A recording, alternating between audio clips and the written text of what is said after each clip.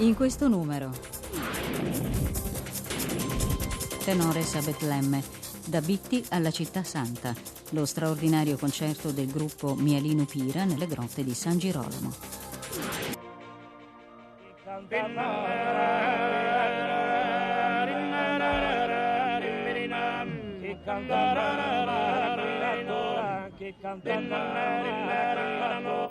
La cosiddetta Piazza della Mangiatoia è un grande spazio culturale all'aperto.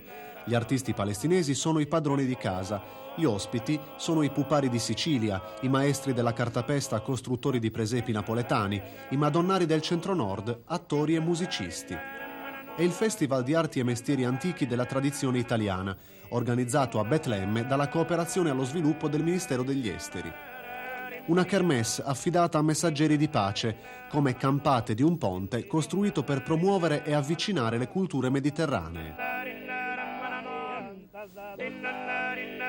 Nel cuore della cristianità, il cuore della Sardegna lo portano i Tenores di Bitti.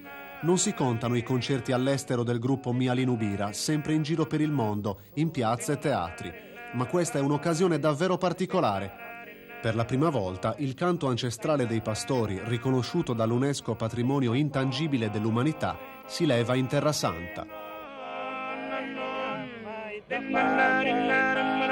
Questa iniziativa è nata dietro un interessamento del consolato italiano qui a Gerusalemme, che ha voluto onorare appunto con il canto a tenore una presenza significativa in questa importante settimana italiana qua nei territori della Terra Santa. Come sempre abbiamo risposto naturalmente di sì, abbiamo coinvolto, come facciamo sempre in queste occasioni, il livello internazionale, le istituzioni sarde che ancora una volta hanno sottolineato la loro presenza, e voglio ringraziare in primis la Regione Sardegna, la provincia di Nuoro, il nostro comune, l'Unione dei Comuni, perché in queste occasioni tramite il canto a tenore noi tendiamo naturalmente a valorizzare e a promuovere la nostra terra all'estero.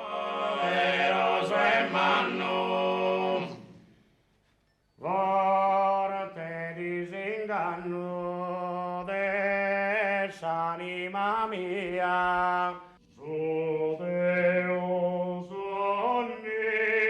onnipotente, in te cusesti stato,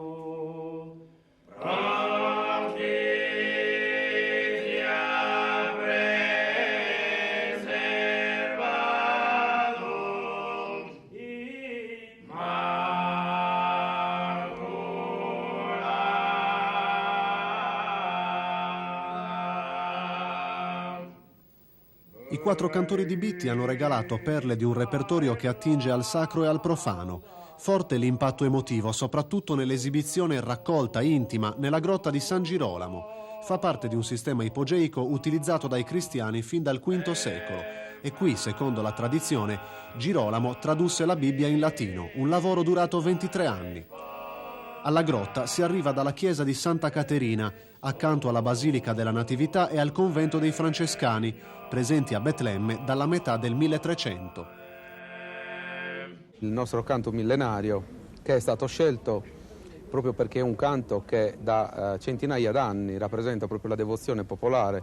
Noi abbiamo delle tradizioni ancora oggi vive, come quella del Sunnenneddu e altri canti che rappresentano proprio la devozione popolare dei sardi, e sono canti la cui origine si perde nella notte dei tempi, ed è motivo d'orgoglio essere qui ufficialmente coinvestiti di questa chiamata.